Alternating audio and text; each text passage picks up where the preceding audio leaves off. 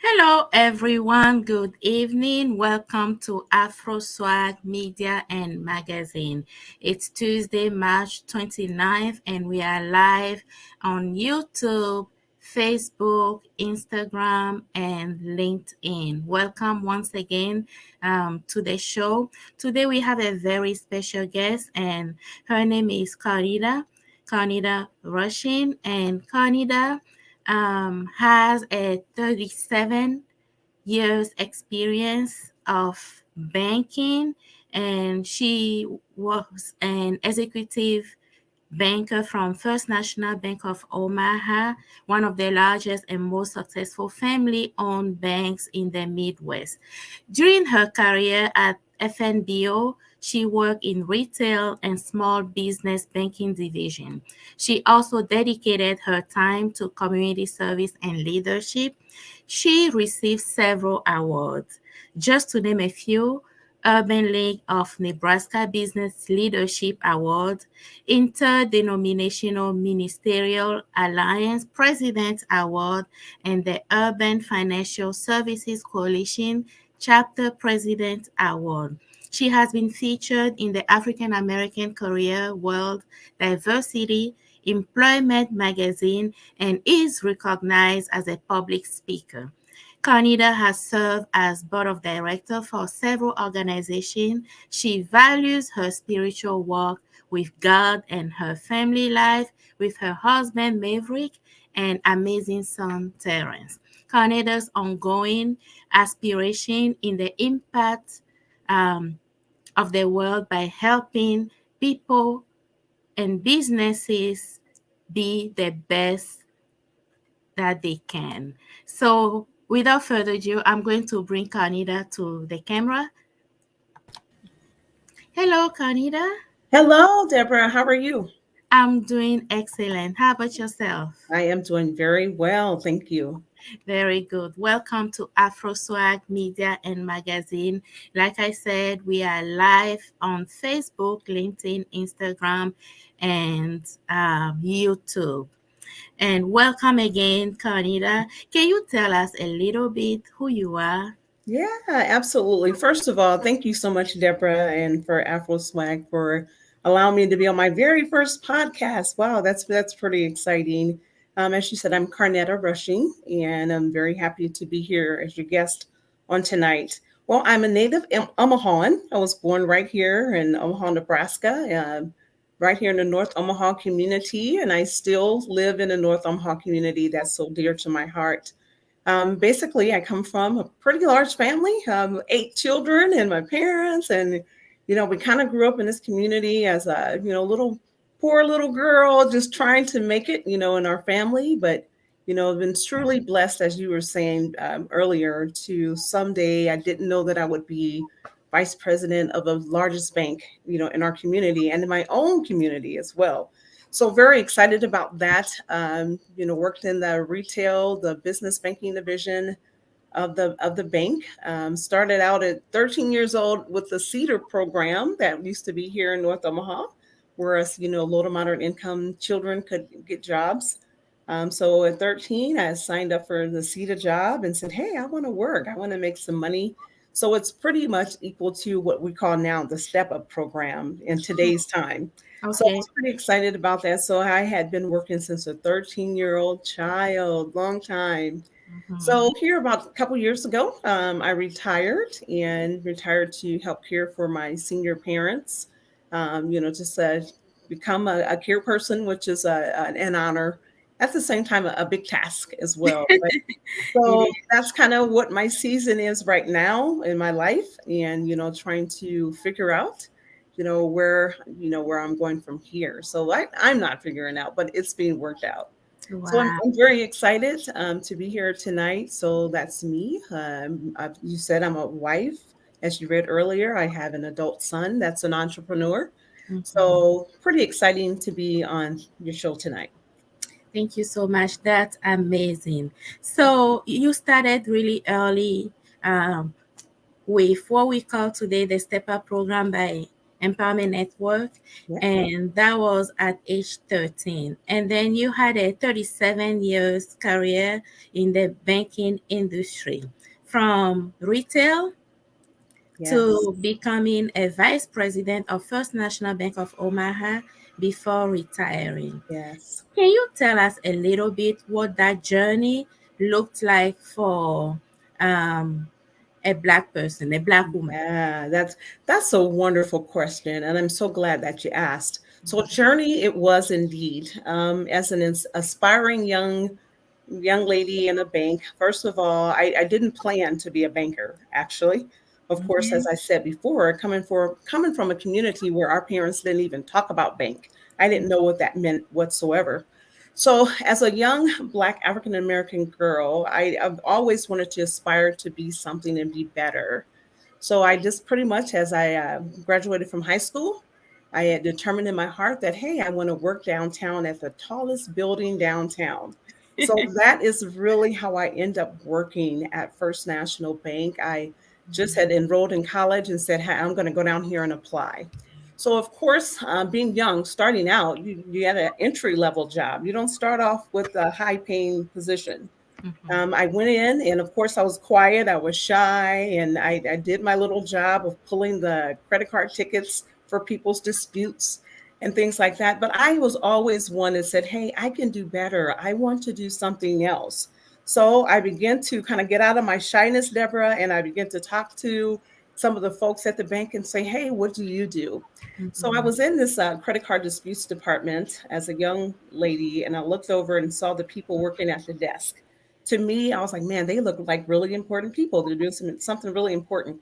So I mhm, began to inquire and say, well, I want to do that job. I want to do that job. So I bugged my boss so much. Eventually they gave me the job.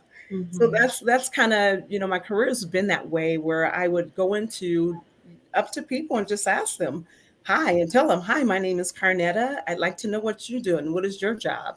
And I mhm, was really trying to work my way through an organization. Now, the company, I was very blessed to work for a company that was about their employees and things like that. Of course, there was some work. Now that I've gotten older, I can see where there was some work for diversity and all those things. But at mhm, that time, I didn't understand that. I had no clue that those were some of the opportunities that the organization could work on. But mhm, all I knew is that when I seen and I set my heart on something, that's what I wanted to do. So what I did one day, Deborah, I took out a piece of paper, just a blank piece of paper, and made some squares. On mhm, those squares, I said, well, here I am today. I'm a senior accounting clerk. I made a little arrow up and said, well, the next thing I want to be this. The next thing I want to be this. All the mhm, way to the top of the paper, I was like, well, one day I want to be an officer at that time, is what they called the higher positions of the bank. So that's mhm. what I wrote out for myself. But let me tell you, my career did not take that path. It didn't go straight up like that. I Okay. began to, every 2 years, apply for something different. I want to be something more, something more. So I Hmm. shared one time that I just started applying for any job that was higher, which was kind of a mistake. And I learned on my way, because I Mhm. sat in people's offices and applied for jobs that I had no clue what the job was about and what I was talking about, or what they were talking about. Hmm. So I learned my lesson quickly, and I began to settle myself and just say, what is it that you think you can do? I began to watch the bankers Mhm. downtown on the plaza and said, oh, I think that will fit my personality. I love people. And as you can see already, I love to talk. Right. So I set my heart on wanting to be a personal banker. So I Mhm. went into HR and said, hey, I wanted this job. So they gave me direction, and I talked to every manager of every branch. I think I interviewed with all of them because I Wow. set my heart on it. But it seemed like some of my colleagues were able to get those jobs faster or get Mhm. them a little easier. But each time I would interview, I would ask, well, what could I have done better? And they would say, Carnetta, you are our second choice. Oh, wow. Like, well, if I'm the second choice, how can I be number one?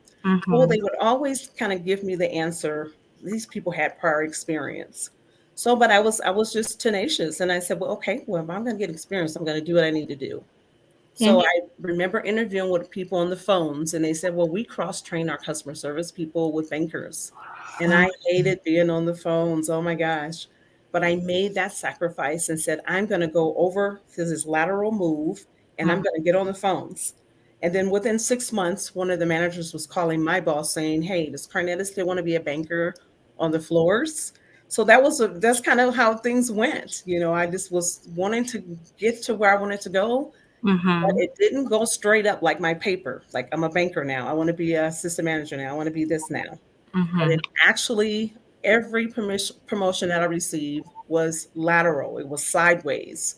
mhm. As an African American young lady, I mean, of course, we always think, well, why did that person get that job, and why didn't I get that job? Right. Well, I would have to tell you, sometimes we have to know that we have to make sacrifices to get where we want to go.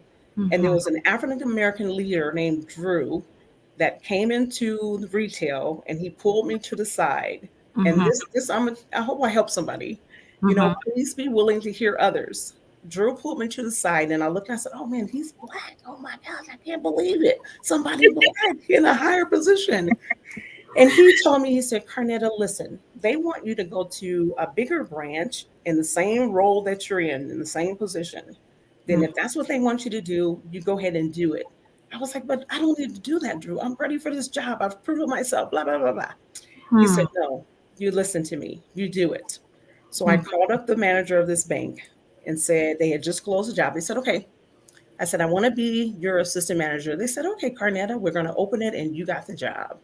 So I've Wow. always had to make sacrifices to kind of get where I wanted to get. But Mhm, my heart was in North Omaha community, and that's where I wanted to be as a leader in the mhm, banking industry. That's where my heart was. So eventually, it didn't go in Carnetta's time.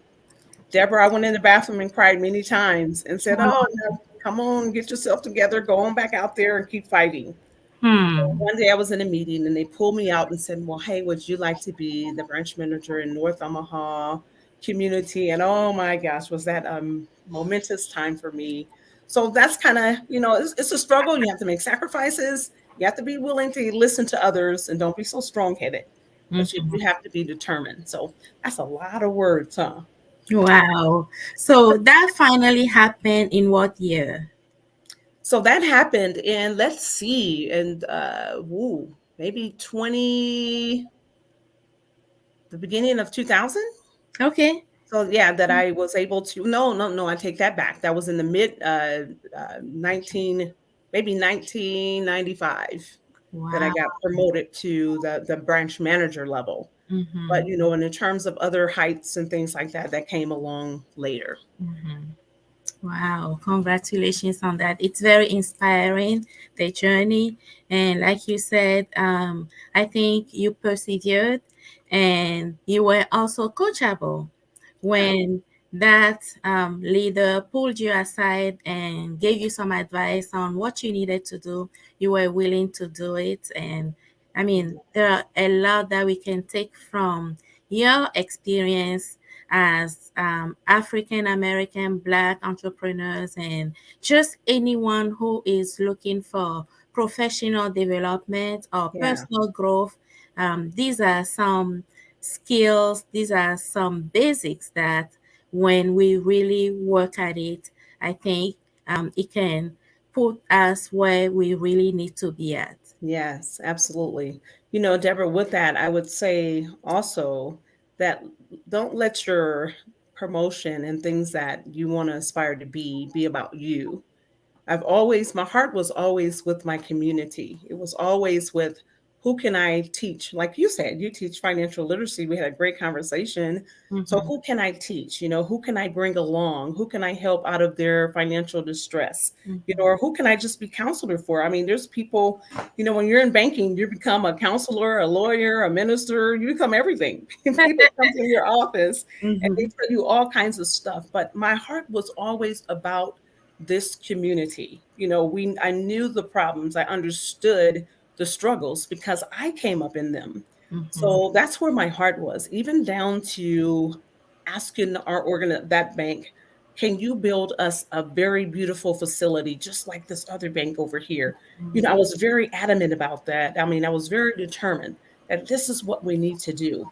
And mhm, one day I was able to cut the ribbon to the new branch. I Ooh, mean, so it's wow. things like that that just made me thrive. And, why did I say 37 years? It's because I saw the impact. And when you get to a point in the job where it's not impactful or it's not, you don't have the passion for it and all those kind of things, it's definitely time to seek your other path, seek your mission, because that was big for me, and that's why I stuck with it. Even down to your staff, your team. You teach your people. They Mhm, always say, bring somebody up with you. Don't just leave people behind. Don't mhm. let it be all about you. I always told people that I am the chief servant of this branch. I am the chief servant. So Mhm, whatever I can do to help you and anyone else, and I have so many stories about that, but I'm glad that, don't let your career just be about you. mhm. That's amazing. And today you wanted to talk to us a little bit about what should entrepreneurs know. Absolutely. We're ready. Okay, okay. So I wanted to take a little bit different approach. Deborah, you sent me some questions, that you would normally send, some of your entrepreneurs. And I kind of took approach like, okay, well, let me step back and kind of like in an advisory mode as if I Mhm, was an entrepreneur. I am, but I'm not quite official. I mhm, am. So, one of your questions was, why did you choose your industry of your business? And mhm, I would like to encourage entrepreneurs that, I certainly believe that every entrepreneur has a plethora of talents and ideas. I mean, I have a son. Sometimes I go, gosh, son, you got so many things you want to do and so many talents. But I believe that everyone that's an entrepreneur has that. But what I would tell anyone is that, okay, make sure whatever you decide to do with your business and when you're choosing your industry, make sure you have that passion there, because that passion is what's going to help you to keep driving and keep thriving when mhm, it comes to your hard times, right? You talk about, pain points and things like that. So I would say, make sure the passion is there. mhm, Remember asking a question to someone, well, what if you have several business ideas and you're good at all of them? How do you choose which one to go with? mhm, This person's response to me was, follow the one that's closest to home. And to mhm, me, when he said closest to home, I meant closest to heart. Which mhm, one drives you the most? So in choosing your industry, that's something I would say as mentioned entrepreneurs, don't forget that. Make sure you have passion for what you're doing, because mhm. that's what's going to keep you going. Right. Yeah. So So, number one, passion. yeah, passion, Mhm, absolutely. Absolutely. mhm, Another question you had was, why did you become an entrepreneur and what made you take that risk? We all know that. You've been at many presentations, Deborah, right? I've mhm. been at many of them. We've even presented and said, gosh, becoming an entrepreneur is a risk. Right. Just Saturday with Willie Barney's business summit, I heard people talk about that. I was afraid to leave my corporate job or whatever the case might be, but when you're an entrepreneur and you're deciding, to leave those jobs, no matter what you do, it's that inner spirit in you that's going to drive you to go ahead and be an entrepreneur. I don't care if you work another 20 years for whatever company, that entrepreneurship is going to always be inside of you, because it's something that's your thrive. You're thriving. You want to create. You have that desire to lead.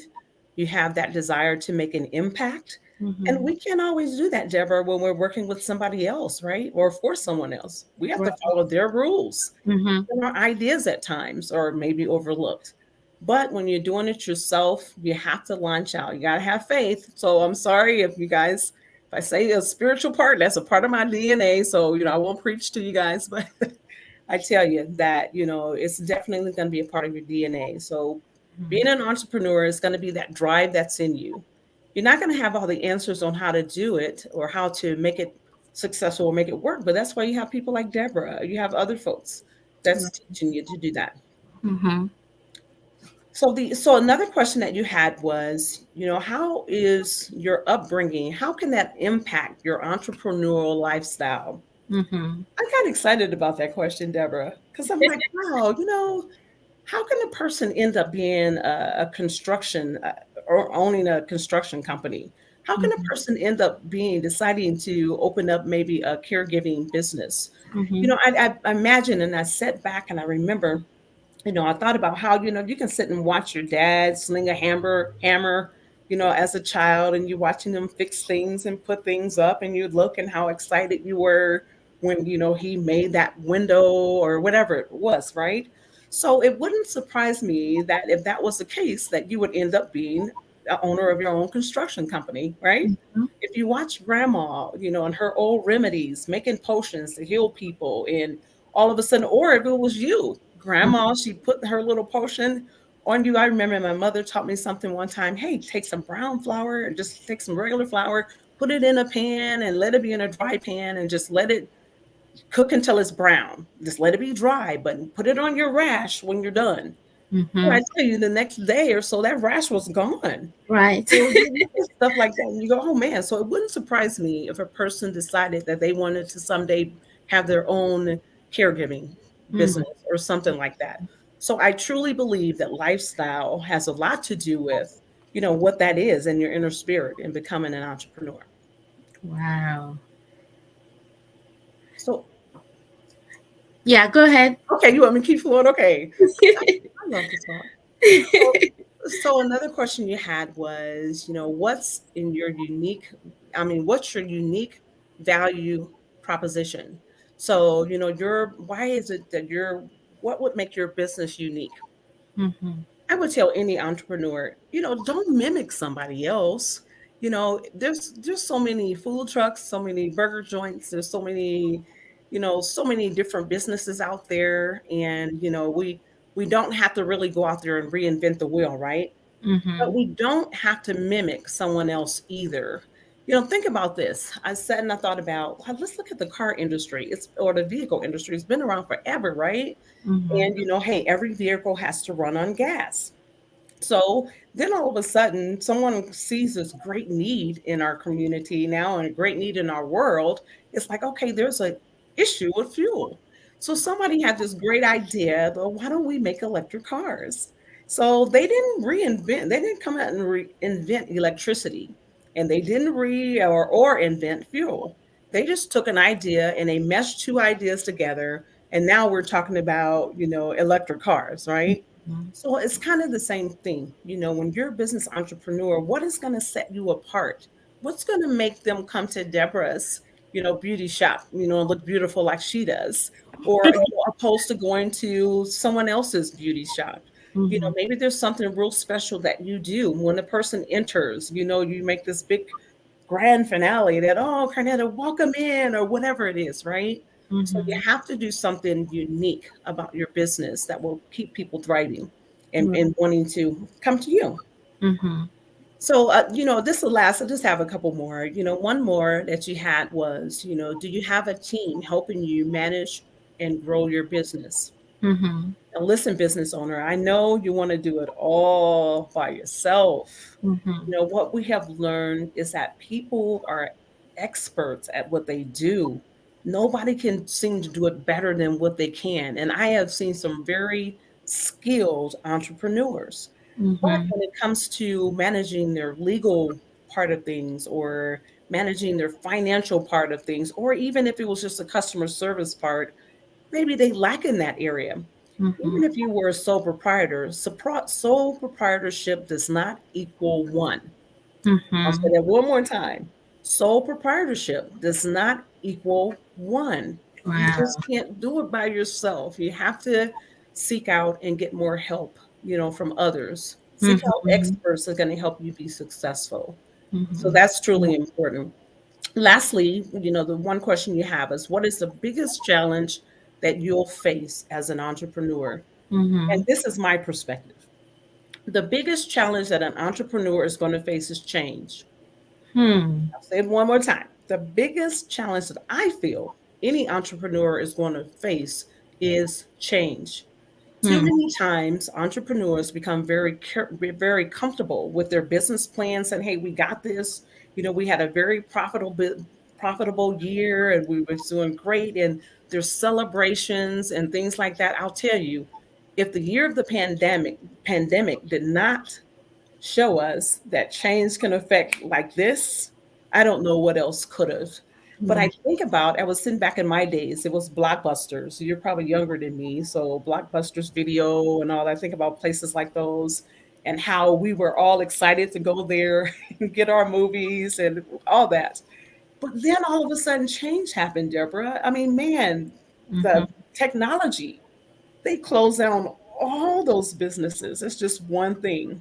But, if they had been willing or had been paying attention to change, and, Mhm. sometimes you're going to have to go back to that business plan and change things up. Oh, let's revamp this. Let's make that better. We Mhm. see it all the time. So I think that's going to be the biggest challenge that any entrepreneur will face is getting comfortable and not really being available to pay attention to change. Hmm. That's the big thing.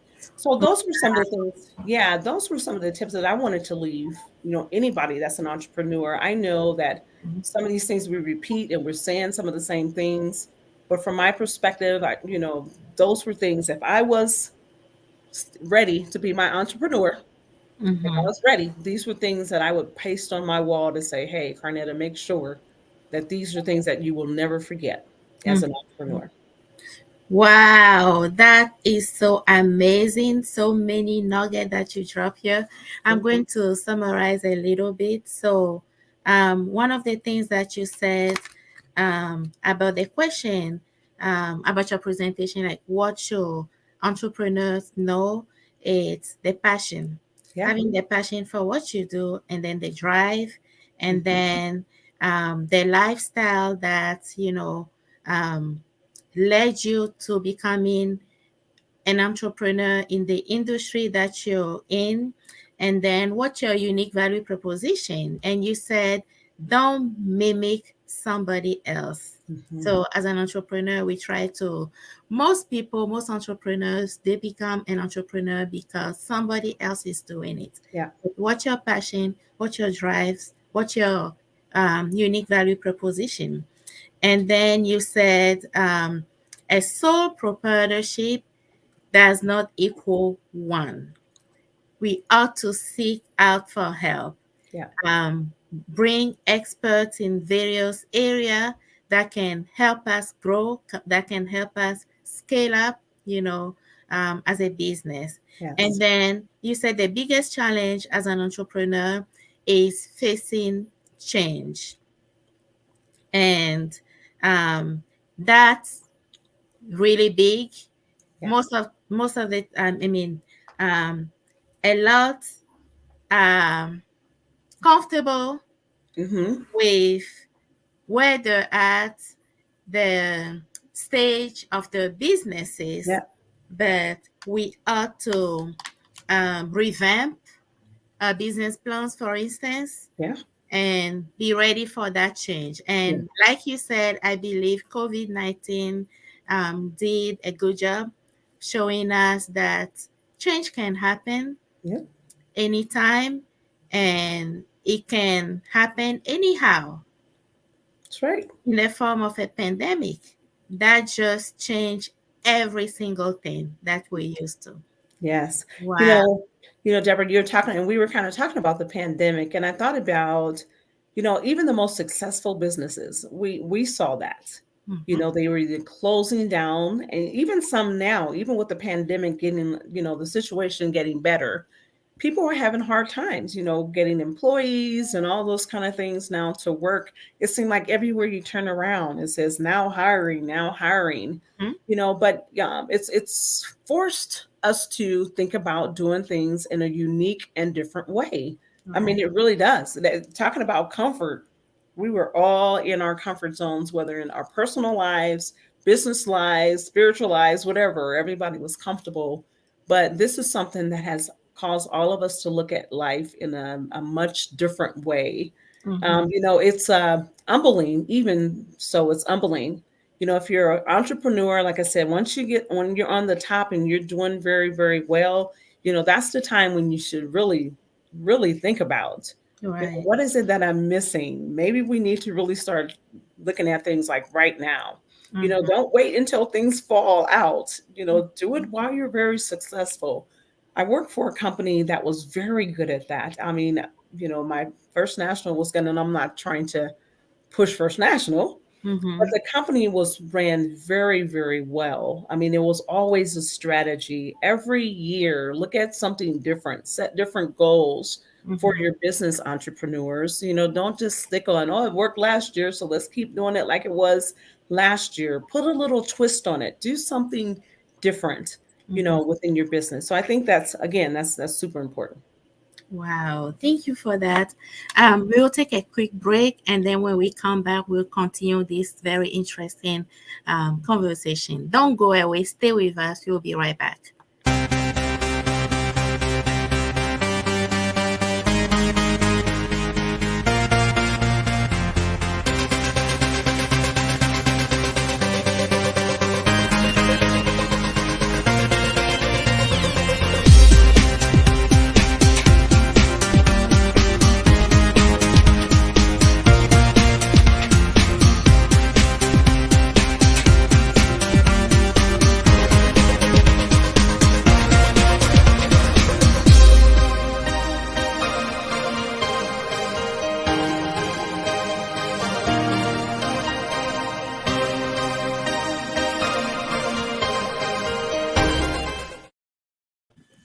All right. Thank you so much for staying with us and welcome back to the show. Again, we have Karnetta Rushing, and she is giving us a lot of advice on entrepreneurship and how to be successful as an entrepreneur and some of the obstacles that we face and how to deal with them. So, thank you so much once again for being with us, Karnetta. Before we Yes. continue, I'm going to share my screen here. We have an upcoming event on May 1st. Is the Legacy Fashion Show 2022 by MJ Queen. And I'm going to just show her website. Um, I hope it works here. All right. So this is, can you see? See it.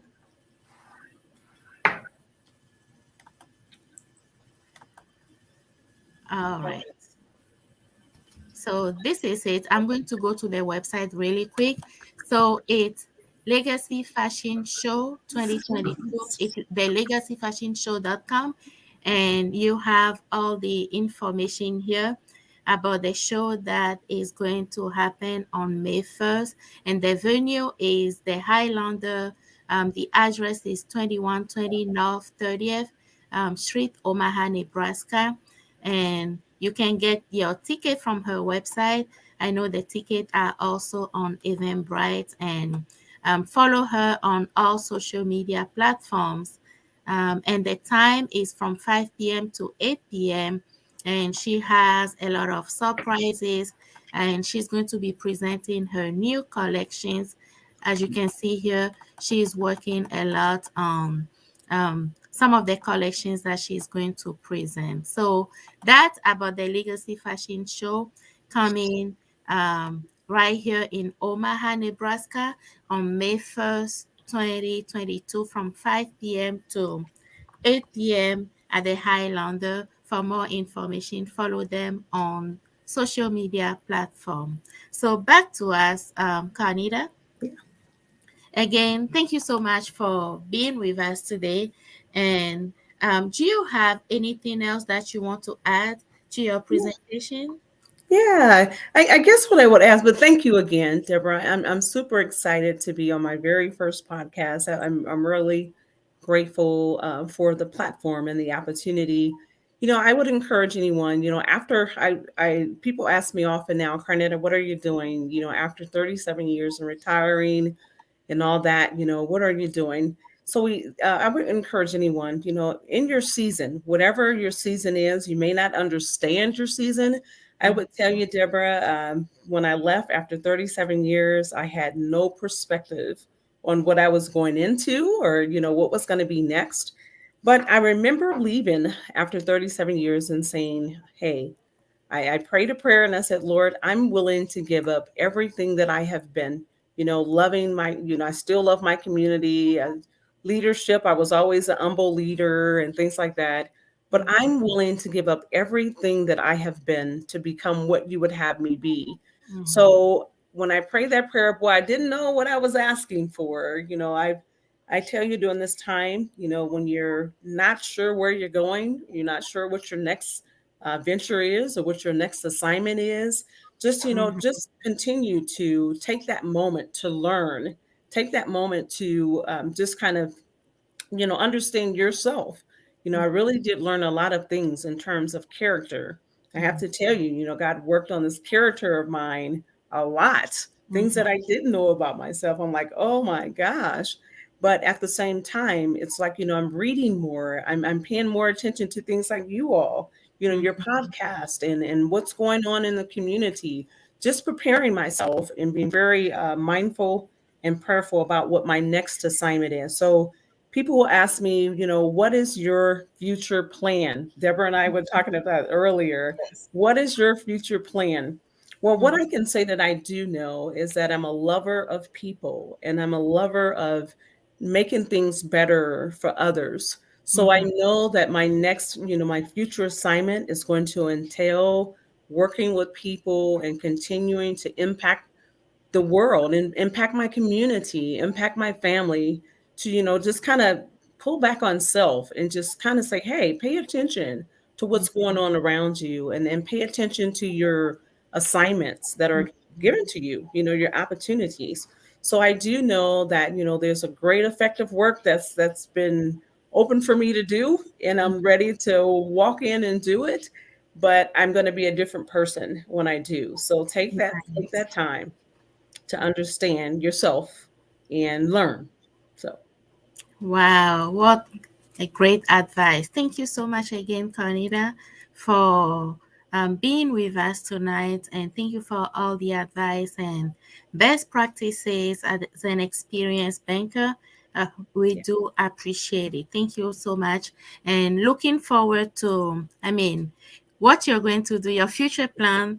And hopefully, we can have you back on this platform to Yes. tell us a little bit about it. And so, how do people get in touch with you? You have a lot of years of banking experience, Yes. especially when it comes to entrepreneurs. How can they get a hold of you? Yes, absolutely. So you can reach me on my website. I'm sorry, my website. Haha, see, I'm already thinking futuristically. So you can definitely reach me with my email at KARRUSHING at Gmail. So that's car rushing at gmail.com. Mhm. Definitely, you can reach me that way. I look at those often, and I do get calls, I do get emails, and opportunities like today, which I'm so again grateful for. But hit me up on my email. I'm learning more technology, so I'm out there on LinkedIn as well. I'm out Mhm. there on Facebook, Okay. Messenger, so all those wonderful things that you all know how to do that I'm still learning. So just you can follow me that way or get in touch with me. Thank you. So Karnita is available via email, KAR Rushing, just like her last name, at Mhm. gmail.com. She's on social media platforms.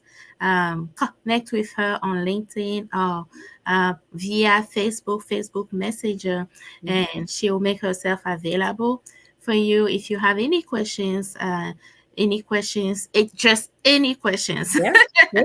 she's available to help.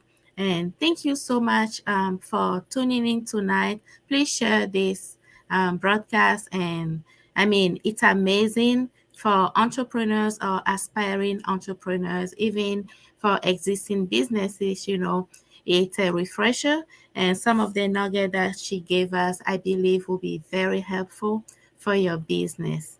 Again, thank you, Karina, for being with us Yes. tonight. For everyone that tuned in tonight, have a great night and have a Thank you. great rest of your week. Great. Thank Thank you, you. Deborah. Thank Thank you. you. Bye bye. Bye-bye.